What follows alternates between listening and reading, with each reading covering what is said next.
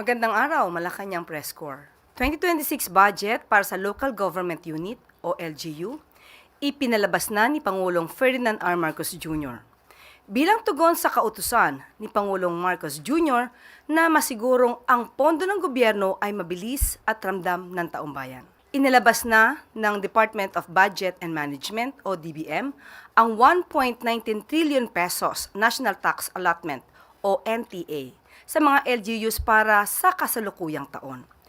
Nilagdaan ang Special Allotment Release Order o SARO at ang kaukulang Notices of Cash Allocations o NCA noong Lunes, January 26.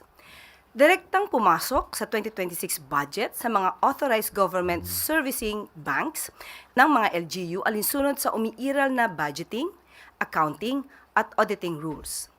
Ayon sa DBM, sa pangunguna ni Acting Secretary Rolando Toledo, ang buo at maagang paglabas ng budget sa mga LGU ay patunay na ang 2026 budget ay nakatuon sa pagpapaunlad ng pamumuhay ng taumbayan. Inuuna nito ang mga pangunahing serbisyo, pinalalakas ang lokal na pamahalaan at prioridad ang mas mabilis na paghatid ng mga programang direktang nararamdaman ng mga komunidad. Patunay din ito sa patuloy na paninindigan ng administrasyon ni Pangulong Marcos Jr.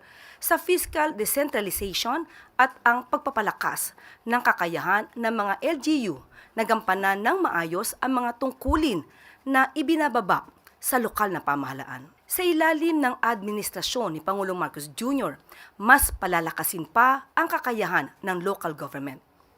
Panawagan naman ng Pangulo sa mga LGU, gamitin ang budget para sa mga otorisadong pakay at sumunod sa reporting requirements bilang bahagi ng transparency at accountability standards ng pamahalaan.